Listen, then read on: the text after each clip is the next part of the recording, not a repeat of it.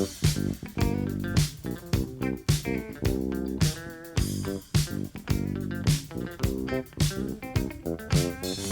cookies. I love cookies. I love cookies. I love cookies. Welcome to Cookies, the world's most influential basketball podcast. I am Ben Detrick. Jordan Redaelli is on vacation. And Andrew Kuo, still, despite it all, takes no days off. Andrew Kuo, how are you? Thank God it's Friday, Ben. Woo! The weekend is here. Friday. Awesome. What do you got planned for the big weekend? Well, I'm gonna watch a bunch of TV. I think there's a new season of Ozark, so I'm gonna maybe watch that. Maybe cook something frozen from my freezer. It's gonna be lit, as the kids say, as Rob would say. It's a really nice day out, and I'm looking out of my window and I'm seeing people strolling around. Will you be able to muster up the gumption and the courage to leave your lair? I have to drop some checks in the mail, some bills I have. Interns getting paid. I'm not into this, but I'm going to take a straight line to my post office and drop them in and come right home. Dude, just walk. Go to the park. It's beautiful out. It is very beautiful out. If this was a different time, a different year, New York City would be packed with revelers. Oh, it would be like a Newport ad, just alive with pleasure. I got to say, I walked around a little bit yesterday when it was kind of sunny out, and I got a slice of pizza. Where? At Pauly G's. Are they serving? Yeah, they're serving open? to go. Cool. Mm-hmm. And It almost felt a little bit normal for a second there. Totally. Like, not really normal, but almost normal. Wait, indulge me first. What did you get? I got a slice of pepperoni and a slice of sausage. A little of classic. The best of both worlds. You crushed it, man. That was a test and you passed. Oh, thank you, man. Yeah, I thought it was really strong ordering. Delicious. The processed meats, really on both. This is a classic slices, man. Undeniable. Have we ever talked about pizza technology on this pod? We've talked about it in real life. This is something me and you are very interested in, but I don't know if our listeners have been privy to this conversation. Well, look, I invented this. You claim to have invented it, and your technology is your invention. I stand by that. And your specific technology. And I have been shut down repeatedly by Big Pizza for attempting to bring my technology to the masses. Let me explain. You know when you order a pie and you order one topping? I feel like there should be a rap beat behind this right now. Why don't you beatbox like you were at D Nice's big event the other night? Like one of the Obama at the big party. So if you're ordering one topping on a pizza, you could also order half and half. Some places will charge you a little bit more for varying the topics up because they're topping cops. But generally speaking, that would be one topping, half and half, right? I'm with you. You're following along. If you rotate one of the toppings by 90 degrees, that then gives you 4 different types of pizza for more or less the price of one topping. If it was sausage and pepperoni, you would have the Roni, a sausage and Roni slice. You would have a Roni slice, a sausage slice, and a plain slice. 4 different kinds of pizza to satisfy vegetarians, meat eaters, people who just like plain pizza, whoever they are. And every time I try to order this, it's only worked once. I would write it in the instructions. I'll talk to him on the phone. I remember one guy was like, "We don't do that." I'm like, "What do you mean you don't do that? You don't rotate the toppings?" Anyway, I've been shut down multiple times trying to bring this to the people. And I don't know who's behind it, if it's a Papa Joe or if it's a Little Caesar, but someone doesn't want you to know that you can have 4 different kinds of pizza for the price of one topping. The streets don't want this. Well, I think it's been exposed through your explanation that you only eat at bourgeois pizza spots where the pizza cooks think of themselves as artists and will not veer from their point of view, because Domino's will absolutely do this for you. Will they? Yeah, there's like memes that people kind of try to outdo each other with the most extreme pies. And it's like, I don't want any sauce, any cheese. I want a bunch of meatballs thrown to the left side of the box, and it'll come delivered that way. Interesting, because I have tried this at non-bougie spots. I mean, bougie pizza is the best. I mean, come on. This has been tried at spots where they just look at you and you're like, no, sir. And then they'll say something about how, like, when the cheese melts, the things move around. I'm like, someone doesn't want it enough. They don't want it enough. Maybe I didn't want it enough. You got to keep the pizza honest occasionally. All I'm saying is pizza technology is a thing. I've had it one time and it was successful. 4 different kinds of pizza for the price of one topping. It runs into some sharing issues if you have 3 people. That's true. Someone's not going to get a flavor. Right? Or, yes, someone will be left out of a taste. Well, if you have 8 slices, everyone it gets 3, 3, one. 3, or 2. I have to.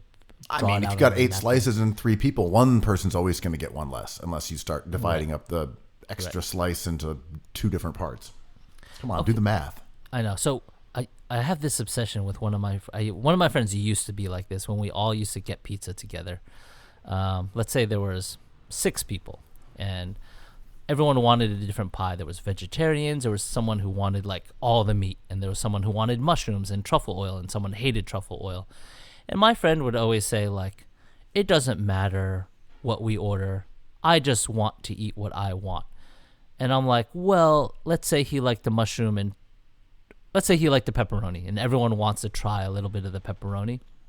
Mm-hmm. He was like, I am just going to eat 3 slices of pepperoni, and you guys can fend for yourself after that. But it caused a little bit of a mathematical issue, or like a sharing issue, because that means we would have had to order more pepperoni to give everybody as much pepperoni as they wanted. But his point of view was, you could do whatever you want. I'm going to take my share of the thing I want. Yeah, that's some bullshit. And I argued with him at the table every time about this. I'm like, but that means we have to take away one of those other flavors so everyone gets a pepperoni. He's like, no, you don't. And I'm like, well, that's basically like going to a restaurant and saying, we're going to share everything, but I'm ordering my own. That doesn't work. You're ordering under 2 different principles. Yeah, but his principle is sound. He's like, then order 2 pepperoni. I'm like, okay, someone's not getting their mushroom unless someone wants to bring some mushroom home, which I'm glad to do. But I think I was opposed to. I thought he was getting a little aggressive in his pizza behavior. I am with you on this. I don't like that kind of pizza dictator, like the tyranny of the toppings. I am not someone who cares that much about toppings. I'm fine with pretty much whatever. A plain pizza is amazing. I love a good topping, though. I do like plain pizza as well. But to me, when people are like, are you okay with mushrooms and olives? I'm like, yeah, sure, whatever. Yeah. Some toppings are too wet and makes the pizza soggy. Ooh. Which I don't love. King? Like, for example, Expose them. Expose those toppings, sire. I love a Hawaiian. I don't really have opinions of. I enjoy it, but the problem is the pineapple is usually too wet and it makes the slice soggy, so the whole experience is kind of whack. You know, like the ham kind of falls off because it doesn't have much of a tooth on it. It's just like it's engineered poorly. But also vegetables, mushrooms also contain a lot of water. Sometimes that makes a slice soggy. Are you saying the pineapple slice in some ways was as if it was engineered by Elton Brand? Like a flawed design.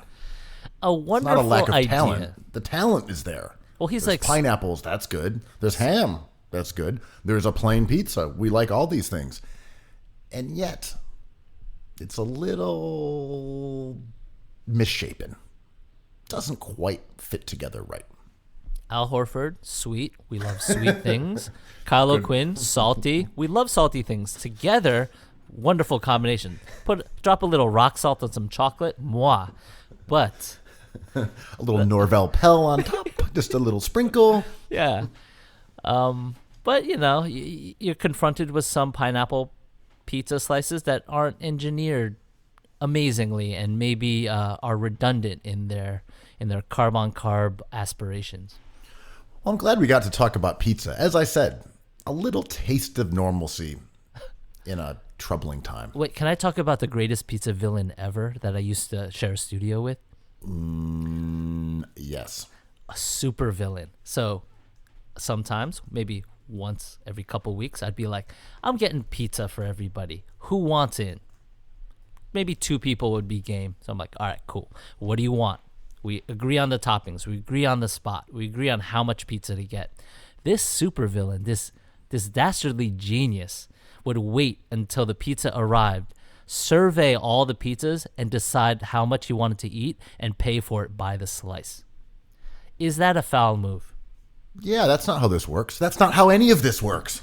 I was furious, but I did not want to fight about it because I love pizza so much. I didn't want to ruin the pizza moment, but he did this twice to me. And I was like, dude, you can't let people do that to you. They did it once. You have to bring it up the next time. Like, you can't let them do it a second time. You have to tell them, hey, you see that we're ordering pizza here. The last time you pulled a pizza villain move. Do you want any? Yes or no? Do you want in? You can't. This is not a slice shop. Imagine my rage when he looks at the pies, decides they're not up to his standards, takes one slice and gives me $3. Nah, dude. No. I was I blame upset. you. I blame you. Yes, he did it to you once, and then you let him do it again. He's like, "Ooh, the pizza store is open again. Let me pull out some crumpled ones and get myself a little lunch." I mean, he was a very nice person and an old friend, so like it was all good. I had no beef with him as a human. So the first time I was like, "Oh, that's kind of weird." LOL. The second time I was like, "Get fooled by a pizza villain once." Fool me twice, pizza villain. Shame on you. I mean, it is, as many things, my fault. Yeah, I agree. I just wanted to bring that up. It's been on my mind for years. I understand being haunted by a pizza villain, but I will say, the second time, that's on you, Andrew Kuo. Both times are on me, to be honest. First time, it's on him. You know, you could have raised a stink though to let him know not to do it again. We got angry for 2 hours and then it was over, and then I thought it was all good, and then it happened again, and I was like, I just gotta let this go. You say no, dude. This pizza's all mine. No, this is my pizza. Yeah. I'm gonna eat what I want, and I'm gonna leave you some scraps, and then you can buy what you want from that. My problem is, I don't want your $3. I want the pizza. I should have bought the second time the best pizza, like Lombardi's, and when it came, I'd be like, this looks really good. I'm only gonna sell you one slice. There were a lot of options for you to do other than end up enraged and losing pizza with a fistful of crumpled ones. Again, wonderful guy. It was just odd pizza behavior, man.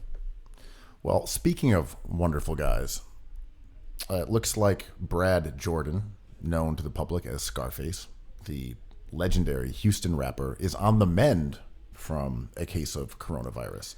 And he described it in very stark, scary detail. And he said he thought he was going to die. But he's apparently doing better. So that's great news.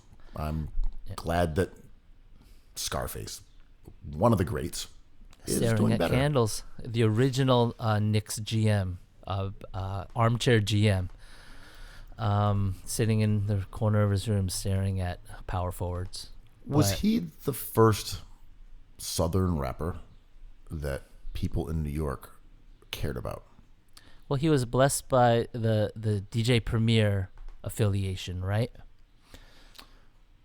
Yeah, I mean, Premier was from Texas, but I'm trying to think of that first Ghetto Boys album. I don't know that I even associated him with Premier at that point, or if I even knew about production to that extent. I think the first Ghetto Boys album wasn't necessarily a New York album, but his solo records ended up being kind of street anthems, right? Yeah, but that was kind of a little bit later. But that was like 30 years ago still, or 20 years ago, right? But at that point, I feel like Outkast sort of became that like Southern group du jour that everyone was like, Outkast is the first Southern group. But I'm like, I think it was actually Ghetto Boys. Ghetto Boys get a lot of credit. Deservedly so. I'm just thinking, I mean, UGK didn't get love like that, but they were out really early too. Yeah, and UGK was more of a distinct taste, right? Ghetto Boys had party anthems, and UGK was kind of like a head-bopping, fat beats kind of beloved group.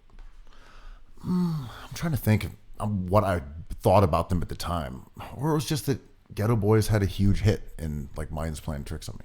I mean, that song is a joy, right? Maybe that was all it was, that they had like a national hit.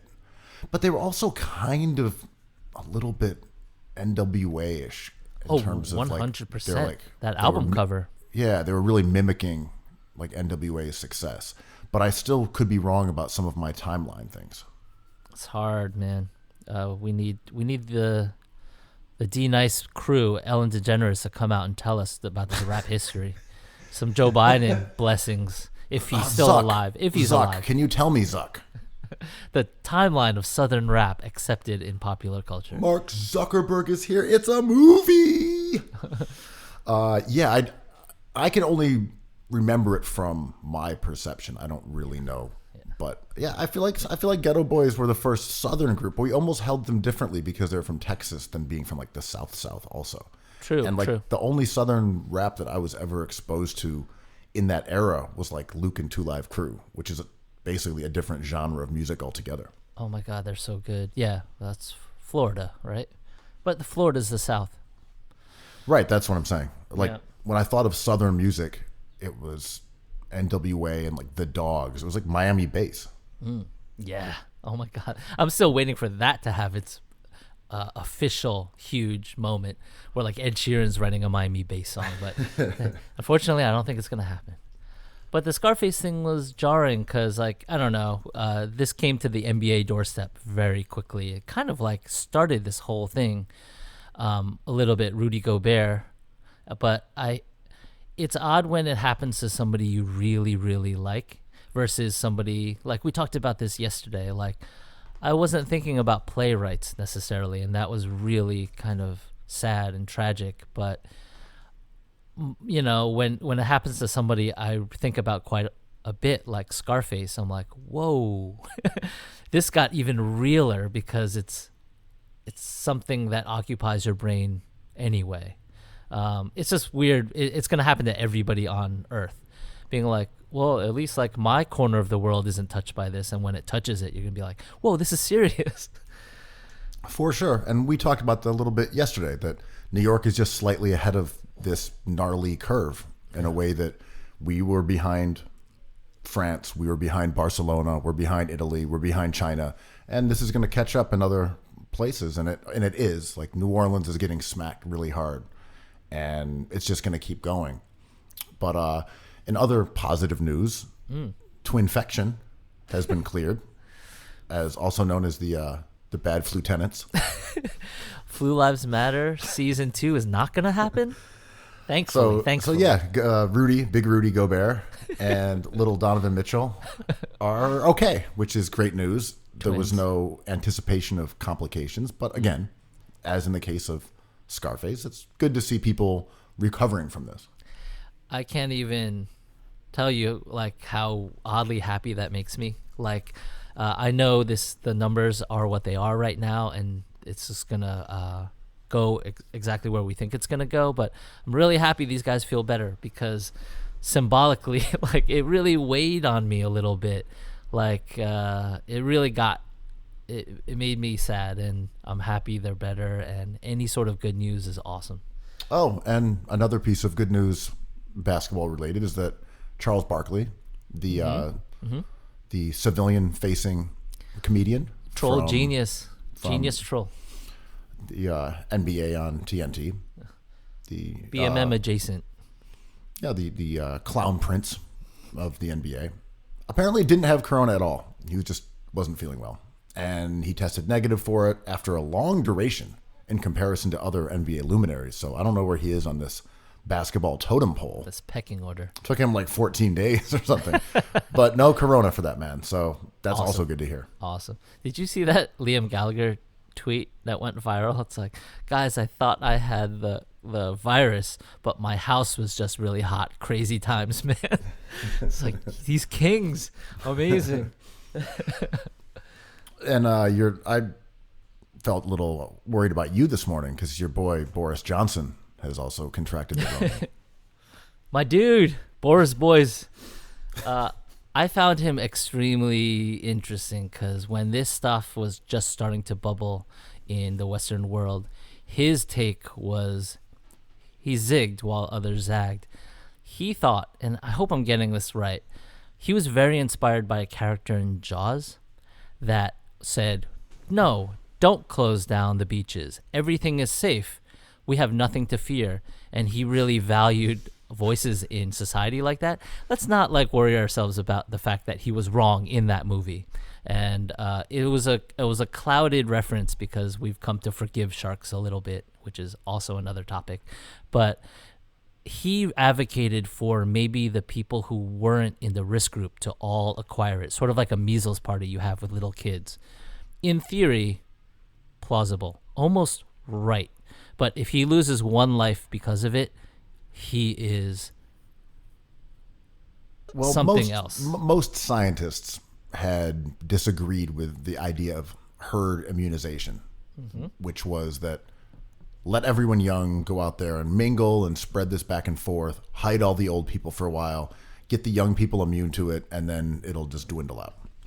The problem, as we've talked about, is that people don't really know how this works, whether you can get it again, how it's really transferred, how long it takes. And the idea of doing that would inevitably have the consequence of a shit ton of people getting it immediately also, including lots of old people who would die.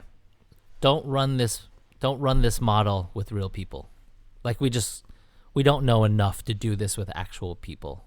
But so, to your point, he thought about this theoretically, and you could see how unserious he was because he was walking around shaking people's hands. He was not taking any precautions that people suggested. And he made a big to-do about all that. Walking around being like, I'm going to keep shaking hands. And here he is, Ronied out. He's got the Rona. And I don't really love his political takes at all, to say the least. I find them very defeating and sad, but also his idea was interesting to me as just an idea, and I don't think we can run that test, but I don't believe in karma, as we know. So him getting it was a higher probability because he did not take precautions, but no one deserves this. You could say he deserves it. Well, in the way that he laughed in the face of numbers, right? Yeah, that's what I mean. And threatened to imperil many, many people with a dangerous illness. He probably deserves to get it. If we're ranking people who deserve it, he's not at the bottom. Right. I don't know. I mean, if you get really stony about it, maybe in the best of his heart, he was trying to help us, but it didn't work out for him. He's not a believer in science or whatever. He could have had bad advice. Yeah. And entrusted the welfare of many people to that. But again, UK is shut down and locked down now. So they didn't really go with the herd immunization ultimately anyway. Ooh, Prince Charles and Boris? That's a lot, man. The two kings of England. The two warring kings. Like Gobert and Mitchell. Well, I mean, sure, get better, Boris. Whatever. I don't care about politics at this point, right? Like, I just don't think anyone deserves this. It's just I don't think I just don't like karma. I think karma is like holds us back as fun, smart people. It's just like an idea I don't really I get that. There are also certain people that I don't think should be in office, and there are certain people Agreed. don't think are good humans, and that the world would be better off without. And without advocating for anyone to die from this, I'm saying my mind is pretty open when it comes to some of these results. Yeah, I made the error that I always make almost every night of going down a rabbit hole of comment sections on Twitter. I'm like, let's see what everyone's talking about this take. And a lot of the chatter I was looking at last night was predictable in that they think the coastal elites like New York and eventually very soon California, even Chicago, the lake elites, deserve this. Like, it's like you liberals and all your anti-pro-life stances, you had this coming. I'm sitting here with my rifle in Missouri waiting for you. Well, this always happens with Yes. diseases, with epidemics, with illness, that there's a moral element that becomes associated with it. And in the case of things like AIDS, it was homosexuality, it was coastal elites, it was promiscuity.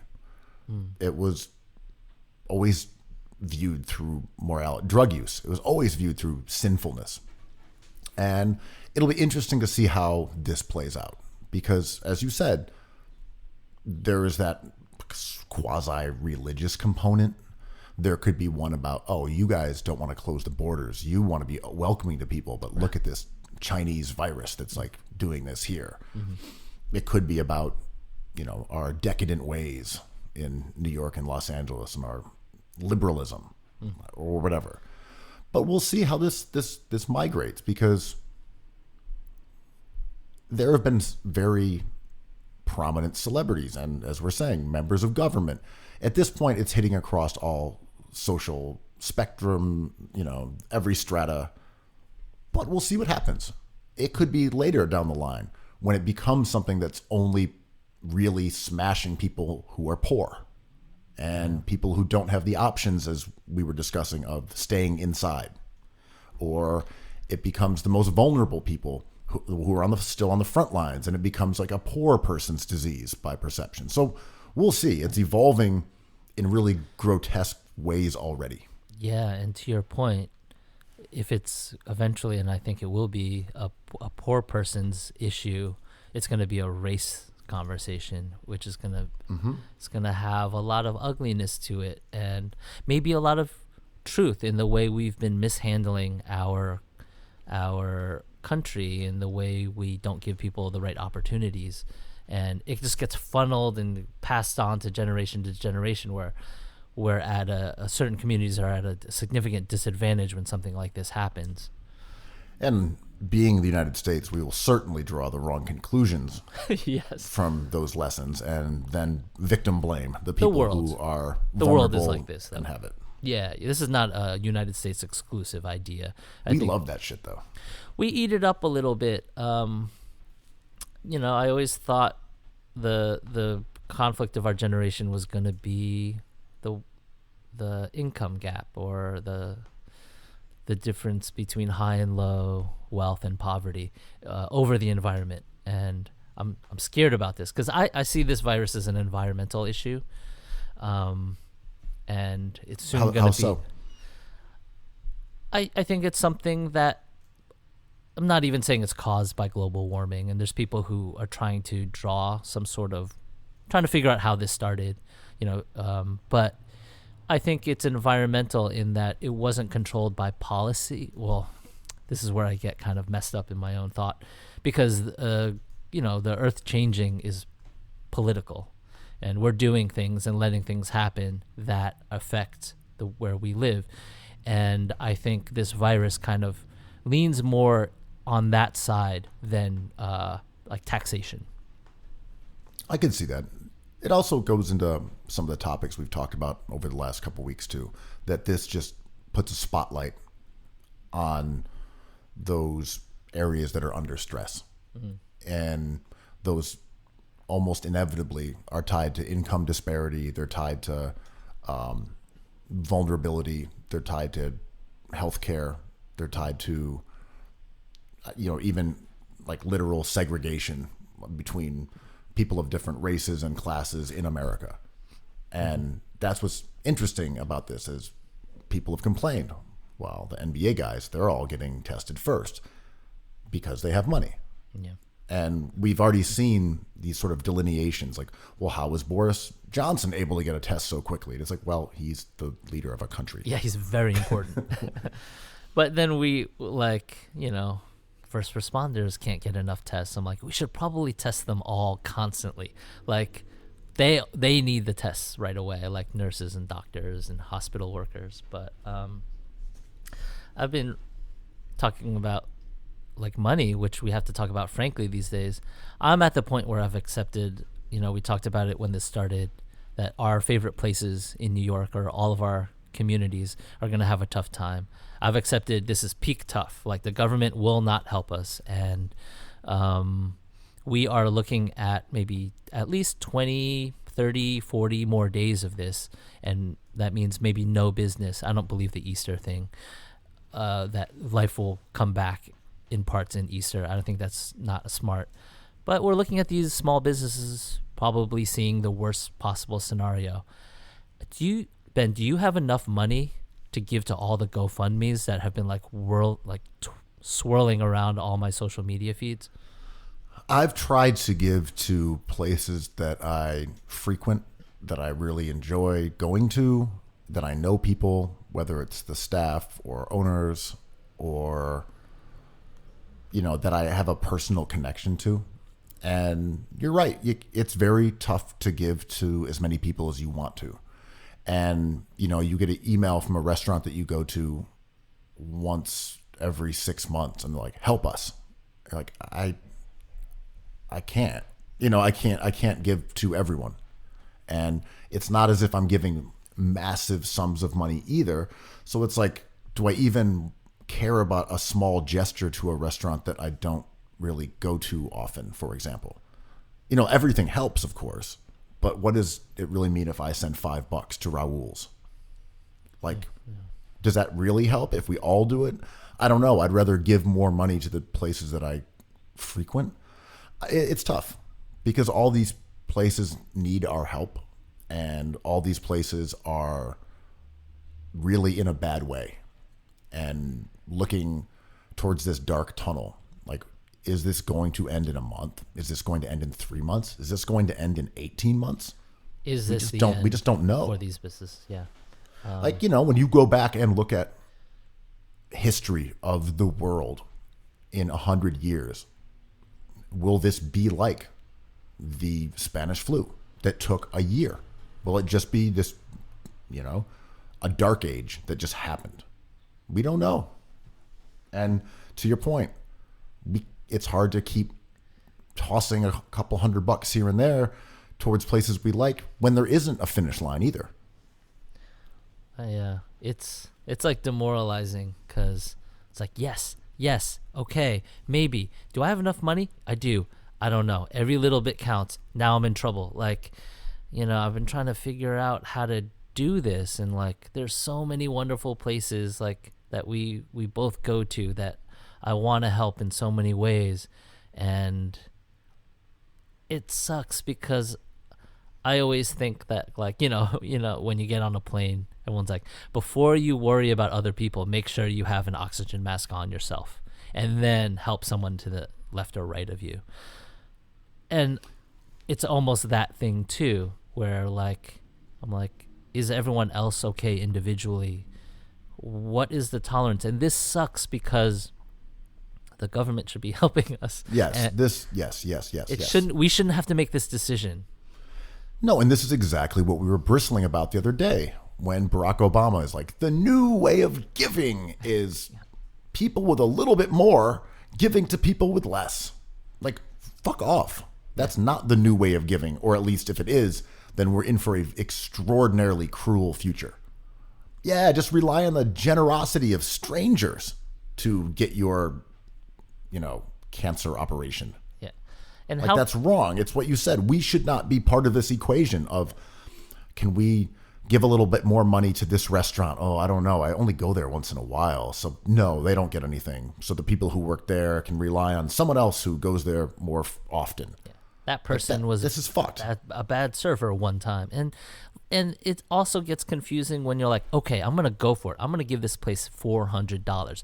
Done and done. You guys good? And they're like, thank you so much. That doesn't even help us at all. Like. That's so great because now we've put $80 into all of our employees' hands. Yeah. Roughly the salary for half a shift. Yeah, this problem is bigger than the community can handle, because a lot of these wonderful places are going to hit their mark. I remember when this first started, all the goals were $10,000.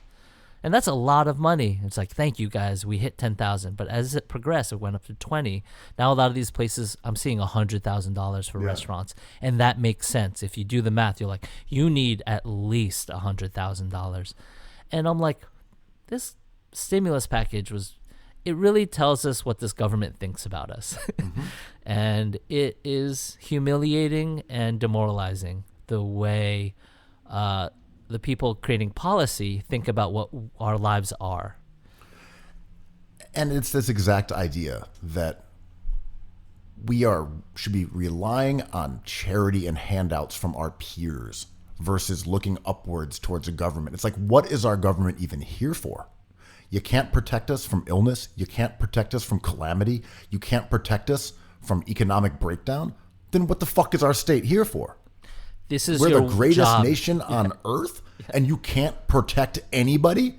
Our hospitals don't have the right equipment. They don't have enough masks. They're wearing garbage bags. Like, what is our government here for? And you're like, oh, the government's just a farce. We live in a third world country in terms of these kind of solutions to very real problems that we are experiencing. And like, how can you look at America as even a valid government when it can't provide these necessities at a time of absolute crisis? Like, it really does devalidate everything the government is supposed to stand for. We're living in the age of royalty. It's like the Duke of Facebook. They're going to have like the crown, but for America. It's like, oh, and here's a Zuckerberg storyline. Here's the Duke of Amazon. It's like, yo, oh, right. I get it. I'm an adult. I see this. This is actually happening. Oh, it's okay, though, because Zuckerberg has a bowling alley in his bunker, so he's good. Nice. I mean, it may be not that extreme, but it might be a little bit. We're seeing it, and I hope there's another stimulus package. I hope they pass this one. I don't know what's happened with there's a holdup today. Maybe it'll be resolved by the time this hits on Spotify. But I hope there's more and more of this, because whatever they're doing is not enough, man. No, it's a total lack of even basic caring for citizens about people's welfare. Yeah. It's remarkable to see it in this sharp relief. And there's this obvious take that has been around forever, but I feel it more than ever now. I feel like the president was elected and he feels like, I'm the boss now, which the whole time America is structured like America is your boss, and you are Adam Silver. You are holding a seat in order to, as a mechanical thing, to make this whole thing run. And it goes through you. Yes, you're the president, but you have a responsibility to the league, to America. But we're not in that situation now. So when something like this happens, he's like, well, what'd you do for me? And I'm like, you mean the office, or do you mean America? Like, I'm not sure what your question is, you know? Well, we know who the bosses are, because, the surviving Koch brother, his organization is now unrolling a huge ad campaign that's about getting America back up and working and like not shutting down stores and restaurants. And you're like, that's how venal the people who run this country are.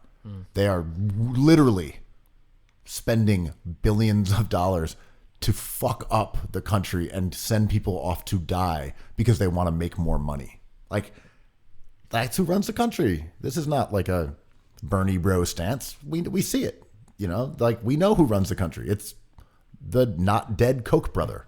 Yeah. And like, it's logical how we got here. You could just trace the steps of how we ended up here, and life is extremely complicated, and policy is very, very, it's fraught with complicity. Is that the right word? But I don't even, like, it's not blame. I think what I'm trying to express is like frustration. I'm not even angry. I'm disappointed, like a 60s mom, But I'm just a little disappointed in all of this. And it looks like we're gonna reach like the apex of the possibility of this virus, which is maybe inevitable. But every day that goes by that we don't have a solution, like our friends are hurting. Yeah, I'm not disappointed. I'm wrathful. That's legit, man. Totally Like, yeah, legit. I'm not like, oh, I really expected better out of these people who have proven to be terrible at every part of their life. Like, Yeah. wasn't expecting better. It's Not from anybody, except for the Democratic Party. Those are the only ones that I'm also Applications. disappointed at, along with wrath. yeah. They get disappointment. I mean, this stuff is real. So when people get really into politics, I'm like, right, because you got to believe in something. There's nothing I love more than like a late night heated argument about music. Like, I just love it. I'm like, count me in. Not like literally Tupac, Biggie, but like, are they punk or not? I'm like, ooh, this is great. Like, please, can we just stay up for 20 minutes longer and like fight this out? And when people care about things, I like people who care about things. So anger is a proper response, man. I'm just excited and relieved that we will get a flickering hologram of Joe Biden to reassure us at a town hall meeting tonight. Like, I didn't know he could pop his joints like that. Amazing. Just a elemental hip hop legend. A flickering yellow big thumb that, like the sword of Damocles, that just points upwards. In other big news, everyone's watching Tiger King. And we talked about it a little bit yesterday or the day before. It all runs together. But we spoke a little bit about the creators of it, and the Safdies were involved in gleaning some of the early footage, and Eric Good, who is a New York State nightlife and cultural impresario. But we didn't really talk about the show itself. So I'm only 2 episodes in, which for me is pretty good. Where are you on Tiger King? Oh man, I did it in one night. You're a fiend. I was a fiend for Tiger King, man. I started it, and 20 minutes in, I was like, what's happening? Is this real life? And I could not get enough. And it kind of shifts. So like every minute is more surreal than the next. I assume people like existed like this on Earth, but I had no proof. And here are these people talking like it was so delicious. Everything was more interesting than the other, and no spoilers. But halfway through, it got into kind of a procedural, like legal thing, which I thought was even better. I'm still not at that point yet. Oh, no I'm in the spoilers. part where we're still learning about these bizarre characters across the spectrum from, I mean, in a literal sense, from like Messiah type of, cult lords to social outcasts and rejects. And man, it's a lot. As I think, I don't know if it was Network or someone said, it's hard to spoil because there's just so much stuff going on. Someone loses a limb. Hey. I mean, this is not a huge thing, but someone loses a limb and it's not a huge thing. Yeah, right? yeah. You could do a whole show about someone losing a limb. My 2 favorite subjects for documentaries are subcultures that are weird, like the dog grooming, like sign me up. Yes, 5 hours, let's go. And scammers, and this has both. It's like it was built for us, I think. It has all the elements of, and Chris Smith, who produced the Firefest doc for Netflix, or directed that one, but he produced this, and it has that scammer element that is so interesting, backstabbing, and just an odd subculture that I didn't really know existed of wild animal game or zoos.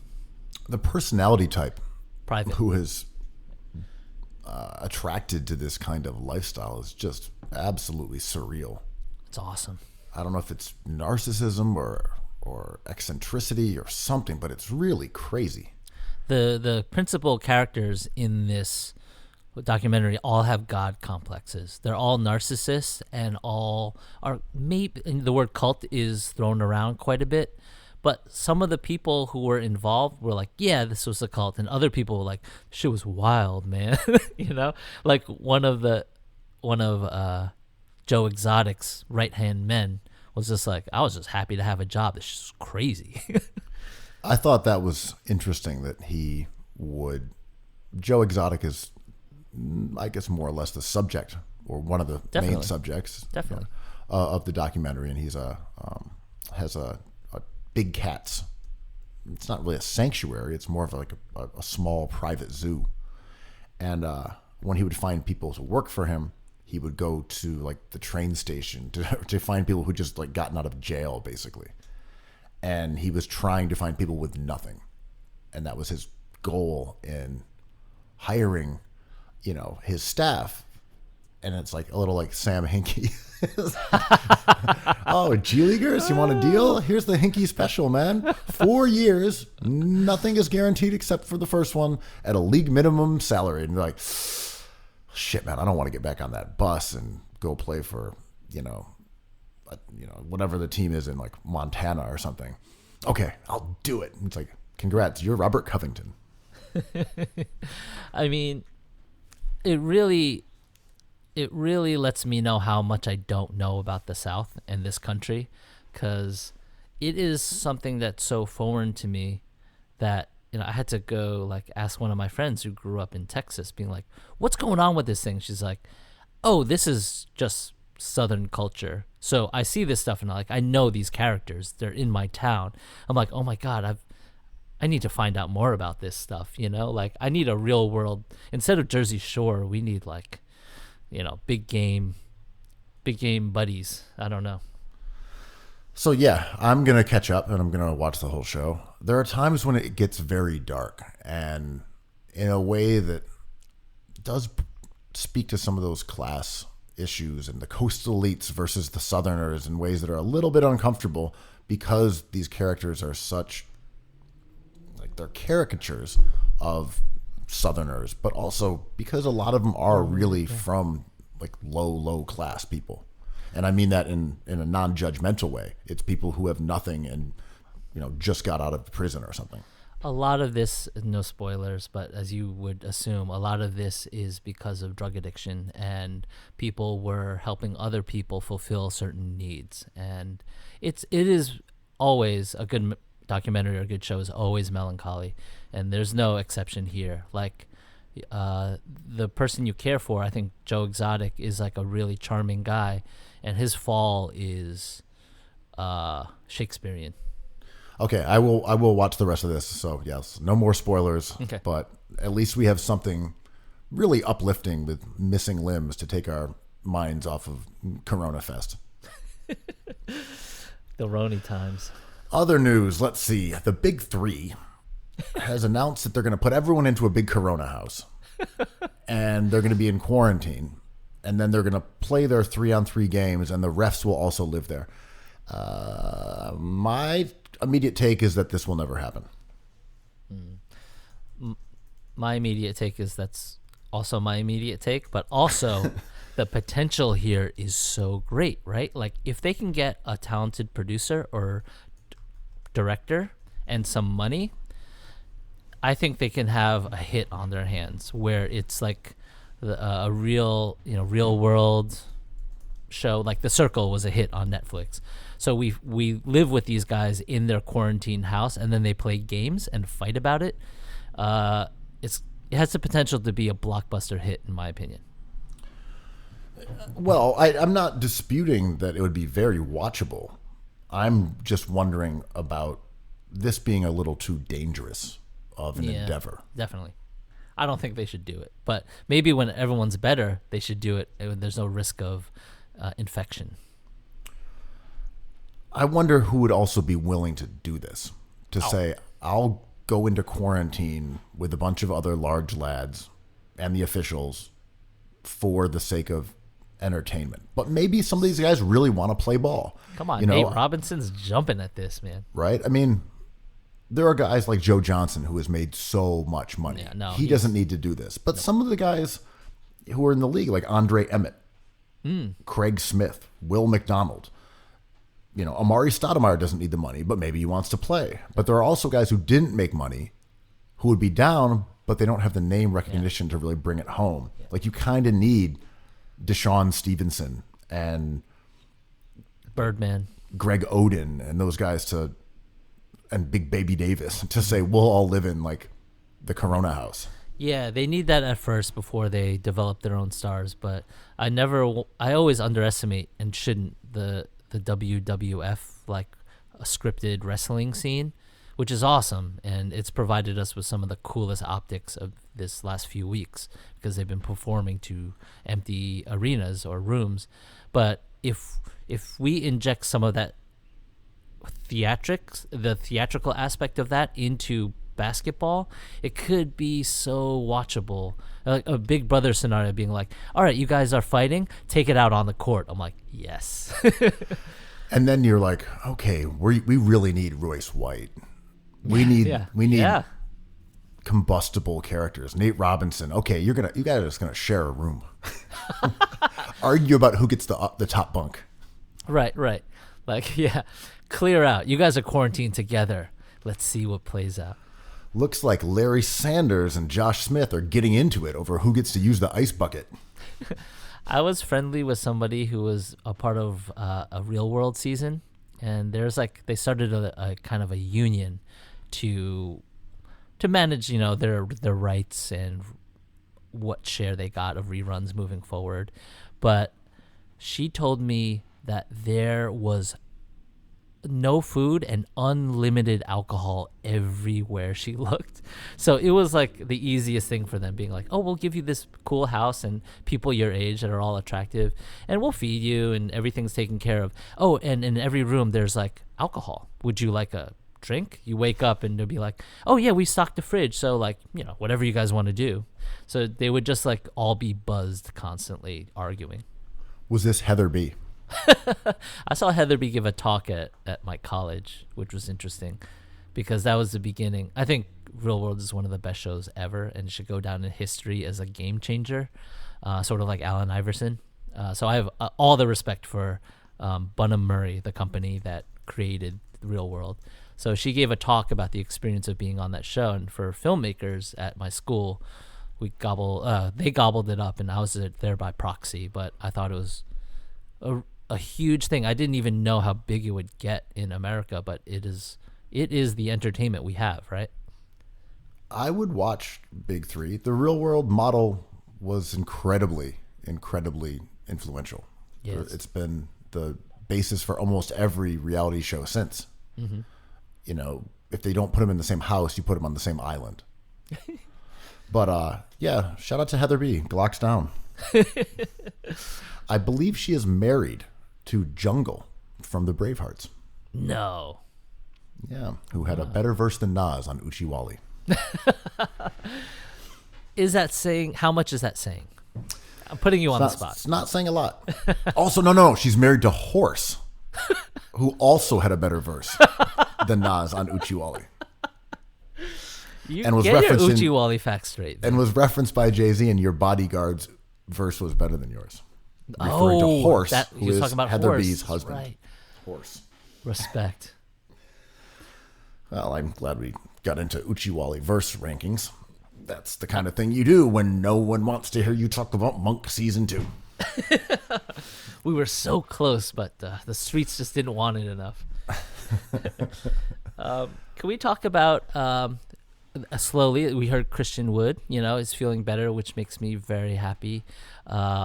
These initial diagnoses of these players getting sick, like Flu Lives Matter, Christian Wood, they're all getting better, and it kind of made me think. I ran across a news blippet that OJ Mayo signed with the CBA, and I was like, how long is I know his suspension was indefinite, but like, what did he do where he's not even fighting to get back into the NBA? And it got me thinking about like what we do and don't know about Tyreek Evans and OJ Mayo and what privacy is, and as we're going through this in real time. Well, I find those indefinite multi-year suspensions absurd. Like, it's just crazy because the NBA has a relative monopoly over basketball in the United States. I mean, they do. They have a monopoly. You can't call the CBA the same as playing in the NBA. It's not an alternative. So when they say you're banned for years for using drugs, it's like, oh, cool. you can't get hired to do what you're able to do by anyone who can pay you. It's not like one team does it and someone else says, let's take a chance on this guy. You're banned by the entire league. So I have a lot of sympathy, and I think it's super messed up. I could see there being long suspensions, but for someone like Tyreek Evans that got 2 years, like, okay, what did he do? Did he fail a bunch of tests for like cocaine? Is that what this is? Like, and you kicked him out of the league for 2 years for like not being able to kick his like cocaine habit? I'm just coming up with a drug, like X drug.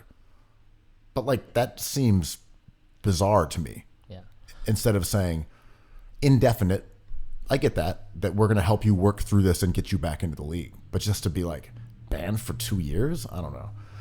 I also am fairly sure that when someone like Malik Monk gets an indefinite suspension who has never been suspended before, it indicates that they got suspended previously, or they tested positive multiple times.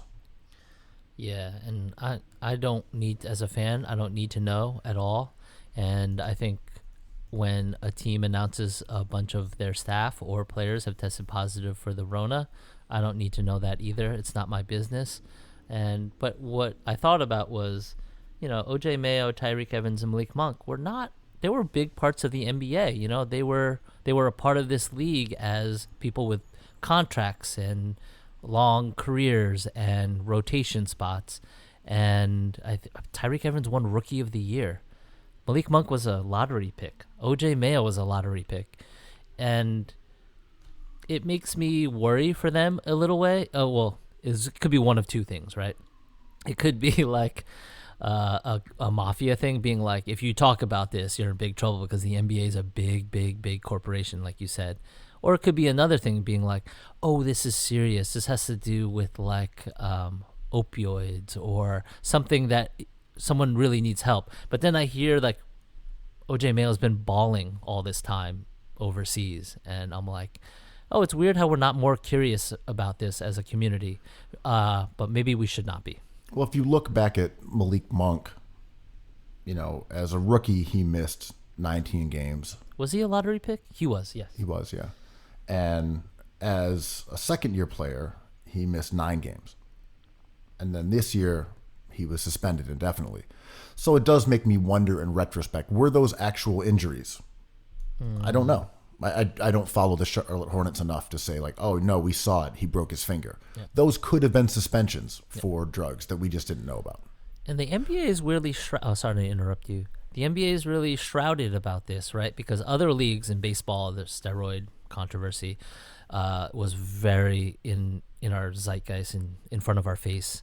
And even the NFL, a lot of players fail drug tests, and we talk about them. The NBA is kind of like skated through a little bit.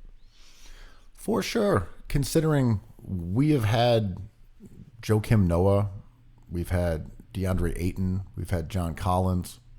Going back a few years, you had Turkoglu, you had Rashard Lewis. There have been cases where guys have gotten suspended for using, performance-enhancing drugs that they weren't supposed to, that the NBA is just kind of, as you said, skated on.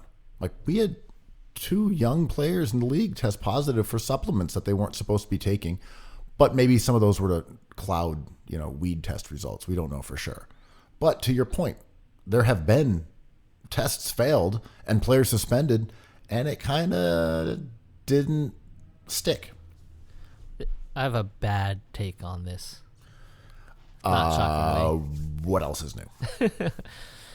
Baseball had weaknesses before steroids became an issue. I think people were upset at players who were making so much money. And right before the steroid issue, it was about how much money these players were making and how spoiled. And the boomers were really at it, being like, back in my day, like Gaylord Perry was the right way to pitch, or like Sandy Koufax is the real star, not Pedro Martinez or Dwight Gooden. Like these guys are reckless. So that was already happening.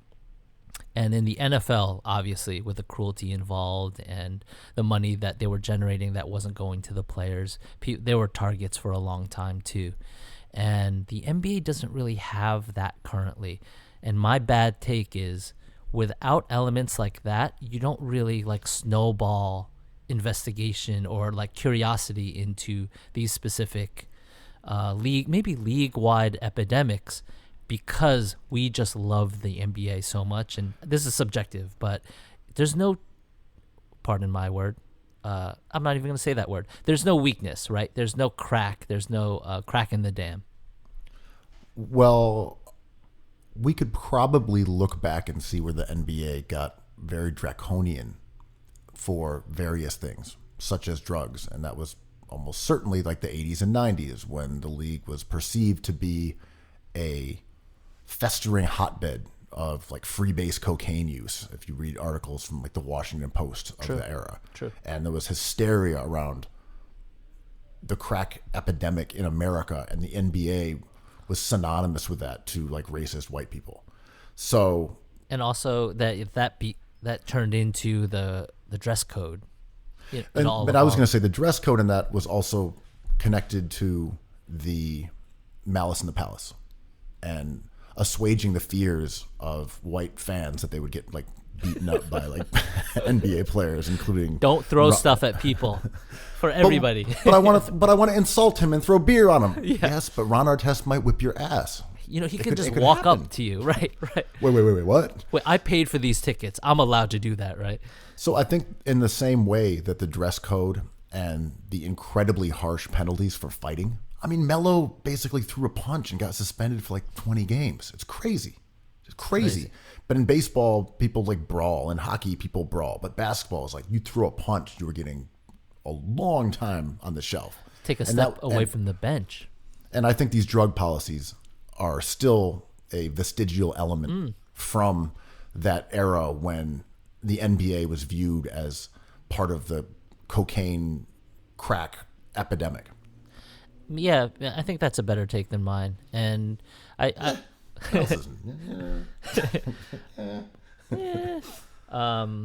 but like, why haven't we heard from OJ Mayo, who's not a shy guy, you know, like he's a good soundbite. How come we haven't heard from Tyreek Evans or Malik Monk? And John Collins, I think, you know, was on his best behavior because he's a superstar in the making. He's got a long career ahead of him. And I get that, but like, why hasn't OJ Mayo, who has very little chance of coming back into the NBA, like talked about it?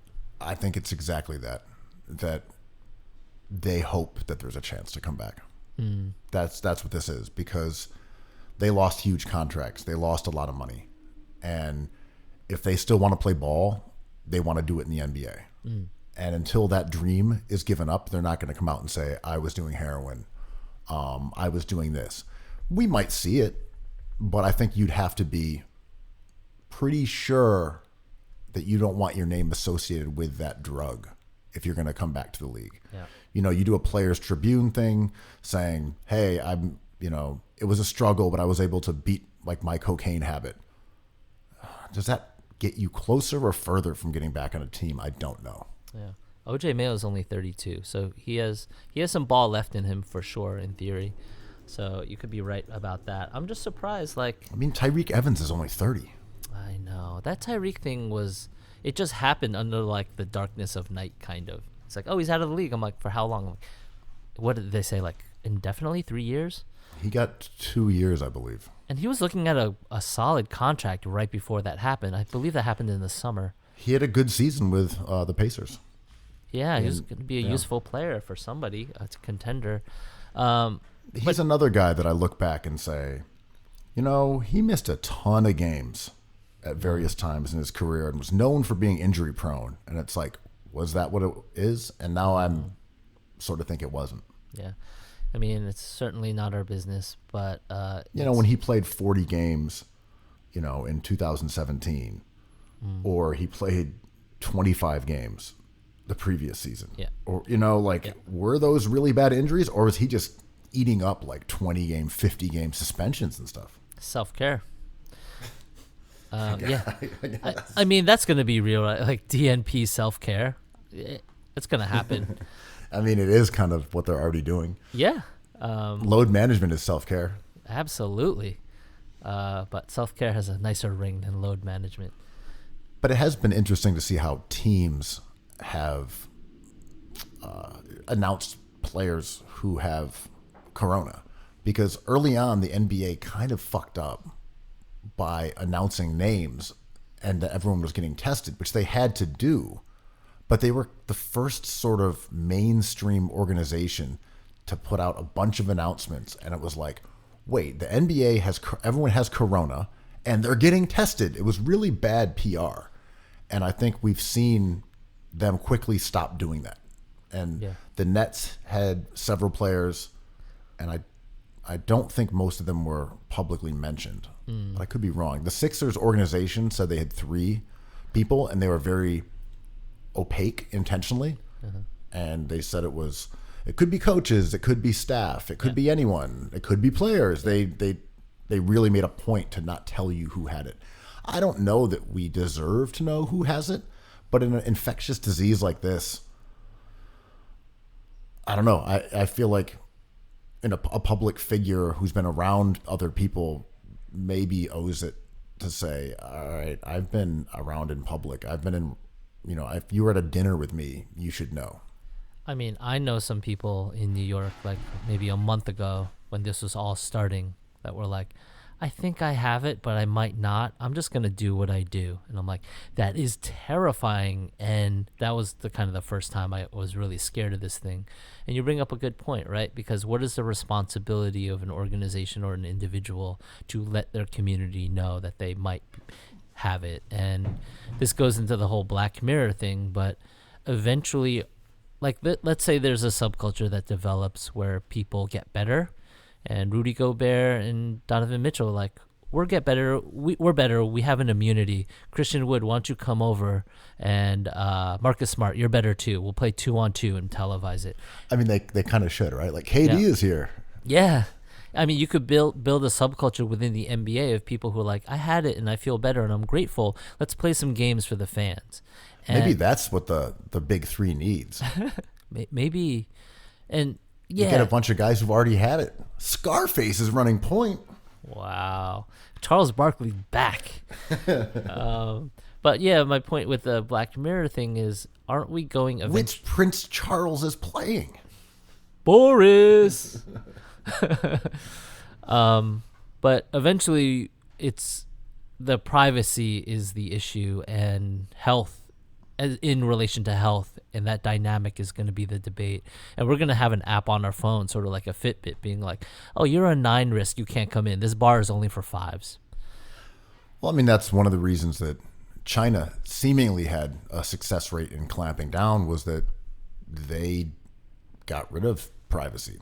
They made you take your temperature when you went into a public transportation or a building. And if you failed that test and you had a fever, you were taken to a more or less a fever clinic where you were then tested for coronavirus, which is basically jail. Like, Americans would say that was not within their rights, but in China it was certainly a way of life.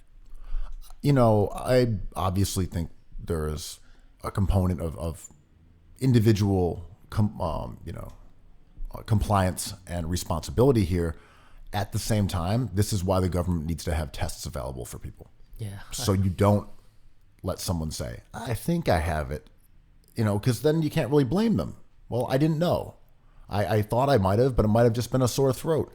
And we can say you should stay at home, but we need the ability to have tests so someone can say, I feel a little weird. Let me find out. Yeah.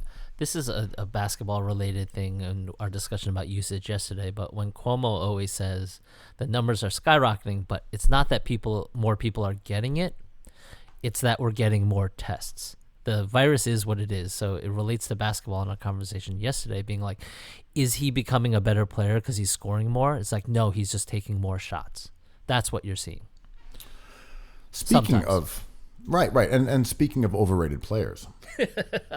Yes, go off. Where could you be going? We've taken the time to dissect some of the teams, players, trends of the past with our gimlet glare. And, Charlie Ward.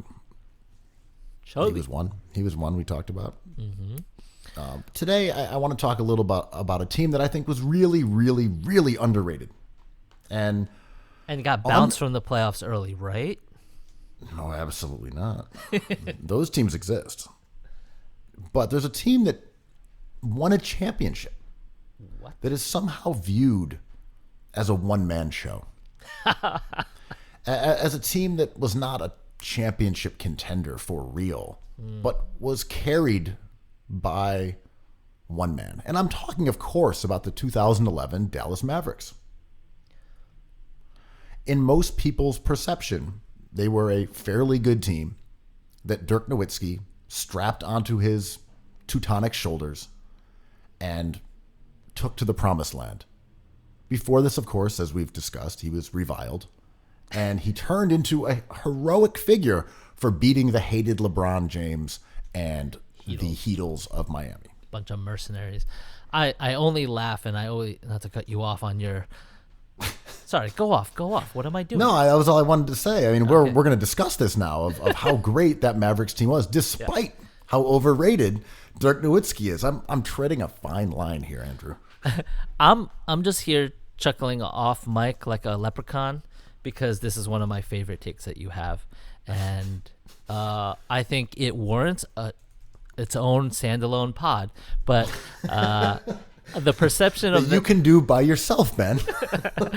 The perception of the championship Mavs as a one-man show, I never had, and I never thought they were overrated. They were just like such an excellent team. But I'm subjective. It's subjective bias because the Knicks pined for Tyson Chandler and got him. So I always thought that team was a juggernaut of all these pieces. Jason Kidd, future Knicks legend, Novocaine, who didn't play but also future Knicks legend. Like the Knicks just took that entire team, being like, "You guys are good, right?" I'm like, "Oh, they were very good." That team was not viewed as having a great chance against the Heat, and their victory was regarded as an upset. And I do think the legend of Dirk as a stony-eyed assassin, which completely erased his prior reputation as a soft choker, has diminished how good that team was. And it's because there wasn't a second superstar that's visible in the way that other teams have a second superstar. And that Mavericks team was crazy good. They won 57 games, one less than the Heat. They stomped a mud hole in their playoff opponents. They swept the Lakers with Kobe and Shaq. They swept the Lakers with Kobe, and Pau Gasol, Bynum, Odom. They whipped the OKC Thunder with Harden, Durant, Westbrook, Ibaka. That Mavericks team was really, really, really good. And yet all we did was talk about Dirk Nowitzki.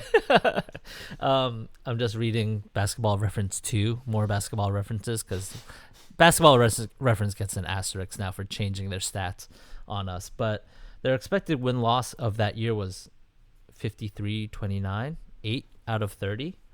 The championship odds were plus 2,000, and the over-under was 49.5. Like, they exceeded those expectations in the regular season and the playoffs.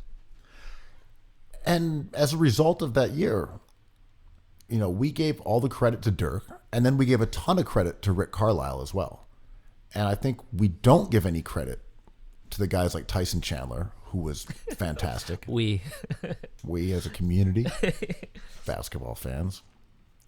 And no love for Jason Terry, who was really, really good in the playoffs. Fantastic. Yeah. And we also don't give much credit to Jason Kidd because he was old, but Kidd was fantastic with them too. Oh my God, fantastic. And this is where, like, hats off to fantasy nerds. Jason Terry on the Hawks was like a top 10 pick in leagues. And when he went to Dallas, I think nerds already were like, yeah, given the right situation, this guy is insanely helpful. So you're right. He became kind of a star with his like theatrics, with his like flying. Was he flying a plane or was he a bird? I can't remember. He was taking off, but he became a celebrity, and I thought that team was stacked, man. How did Jason Kidd play for so many teams? Why didn't one team just like lock him down for like ever? Is it his personality? Did he throw too many plates of hot pasta? I don't know, but he was in New Jersey for a long ass time. True, and he was drafted by the Mavs, who wanted him back. The Mavs drafted him. He went to Phoenix, I believe. Yep. He was traded for Steph Oh, was he? to New Jersey. Yep. Stephon Marbury. Yeah. Yeah. That's right. Oh, yeah, what?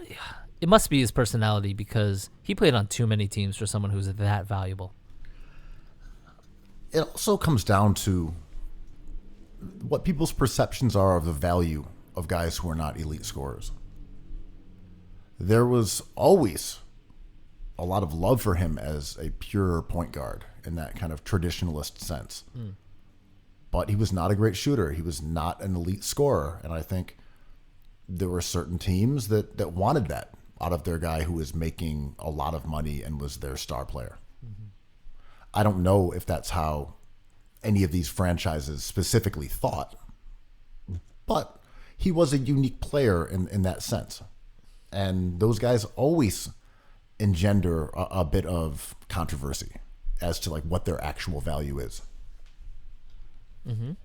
And, you know, we talk about this all the time. I think me and you value passing as like the basketball genius aspect of breaking down what a player does on the court. And it's tough with this Mavericks team because I want to say Dirk wasn't as valuable as we think he was, but he was even more valuable than we think he was. He was awesome. Like, I don't really know how to frame it any other way, but I'm going to go down his Basketball Reference 2 numbers. Dirk was a prom king. There, I said it. Well, per 100 possessions, he looks pretty good, man. Hey, he's a good scorer. But rebounds, I don't know, 7 rebounds, 2 assists. That's prom king material. He's a prom king. Not quite. 7 rebounds takes him out of the running. That's like that's too many rebounds. He's a 7-footer. Get your ass in the paint. If I was 7 feet, I'd get 7 rebounds just sleeping on the court. One thing about dudes from that era, and we spoke about it with Manu a bit, is that guys who were heavy volume, good 3-point shooters, especially someone like Dirk who played, you know, power forward or center, have a huge statistical advantage over their contemporaries from those periods of time. And it doesn't mean they weren't valuable. They were. And it's reflective of them being outliers in that way. But it is odd to think about if you put Dirk in his prime right now, he would actually be worse than he was back then. Like significantly so. Because his skill set wouldn't be that unique. Like, he'd be really good, don't get me wrong. But there was no one who was spreading the floor like guys such as Dirk or Kevin Love at that period of time. And that's why someone like Nash was so valuable and Manu was so valuable. Because there were not guys who were efficient and volume scorers in that era. And, you know, Kevin Martin was another one. They were really unique during that period of time because there just weren't highly efficient volume scorers in comparison to like the Kobe's and the AIs and the Stackhouses and stuff like that. And yeah, and you're right. I think the thing that separates Dirk, and I think he would be a bona fide all-star still if you put his prime into this era, was just he was a great shooter. He was good from the floor, good from 3, and good from the line, and got to the line a lot. That makes him still a bona fide all-star in this era. I think he probably would be too. But I also think that defenses would be more attuned to stymieing someone like that. True. And I also don't think you could put him on the court with Tyson Chandler at all. You could not put Dirk primarily guarding perimeter players. Yeah, I agree. And with contemporary fours. He would have to play the 5 as a scorer, shooter. Does he get better? With spacing, maybe I don't know. Because back then, big guys weren't coming out to guard him anyway. They weren't used to it in the way they are now. Not honest? They were not honest. Not forthright? He was guarded by smaller guys a lot. Yeah. You know, when they lost to the Warriors, they were putting guys like Steven Jackson and Al Jefferson on them. Big Al Jefferson. Nick for life. No, he was a BMM legend. So I don't know. I think Dirk was awesome. I wonder if he's a player who, in the same way as Steph Curry described yesterday, hit different because of his skill set and his era. I wish we could do it. Is he actually better than Luke Cornett? No one knows. No one knows. I think he would. Okay, I'm just going to throw this out there. I think he'd be better in 2020 than he was in 11. What? Obscene. Oh, that's the kind of contrarian nonsense that we've come to love from you, Kuo. How would Dirk be better now since he couldn't guard anyone in the NBA? I think him playing the 5 would benefit his. If he had the same volume and the touches he would get from the arc would increase his efficiency and his shot would look amazing, man. I think he would just be a beast. I do agree he would take a lot more threes now. Yeah. And he's a good shooter. He's a good shooter. He's not an incredible three-point shooter, but he is a very good shooter. The tick up in volume would help.